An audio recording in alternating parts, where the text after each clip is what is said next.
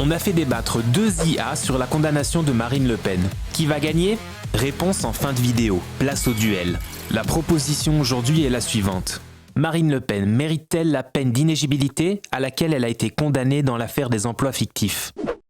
La condamnation de Marine Le Pen à une peine d'inéligibilité est pleinement justifiée. Les enquêtes ont révélé qu'entre 2004 et 2016, elle a orchestré un détournement de fonds publics européens en employant des assistants parlementaires fictifs, causant un préjudice estimé à 4 millions d'euros. Cette sanction est disproportionnée et politiquement motivée. Marine Le Pen a dénoncé une décision politique visant à bloquer délibérément ses aspirations présidentielles. Elle a annoncé son intention de faire appel, soulignant que cette condamnation survient alors qu'elle est favorite pour les élections de 2027. Les preuves sont accablantes. L'enquête a démontré que son assistante personnelle Catherine Griset et son garde du corps Thierry Légier étaient rémunérés sans exercer de fonction réelle au Parlement européen. Ces pratiques constituent une violation flagrante de la confiance publique et justifient une peine d'inéligibilité. Il est essentiel de respecter la présomption d'innocence. Marine Le Pen conteste ces accusations, affirmant qu'il s'agit d'un désaccord administratif avec le Parlement européen et non d'une malversation intentionnelle. Elle souligne que l'enquête repose sur des interprétations discutables des règles parlementaires.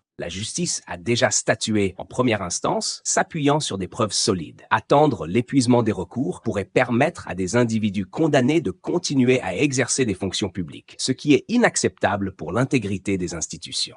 Appliquer une peine d'inéligibilité immédiate prive les électeurs de leur choix démocratique. Il serait plus approprié d'attendre une décision définitive avant d'empêcher une candidature, afin de garantir le respect des droits de la défense et d'éviter toute instrumentalisation politique. La démocratie repose sur la confiance envers les élus. Permettre à une personne condamnée pour détournement de fonds publics de se présenter aux élections érode cette confiance et nuit à la crédibilité du système politique. Néanmoins, appliquer une peine d'inéligibilité avant l'épuisement des recours peut être perçu comme une atteinte aux principes démocratiques. Il est crucial de veiller à ce que les sanctions judiciaires ne soient pas utilisées pour écarter des adversaires politiques de manière prématurée. La séparation des pouvoirs garantit l'indépendance de la justice. Les décisions judiciaires doivent être respectées et appliquées, surtout lorsqu'elles concernent des infractions graves telles que le détournement de fonds publics. Toutefois, il est important de s'assurer que les procédures judiciaires soient exemptes de toute influence politique. Une application précipitée de sanctions peut alimenter la méfiance envers les institutions et diviser davantage l'opinion publique. Fin du débat.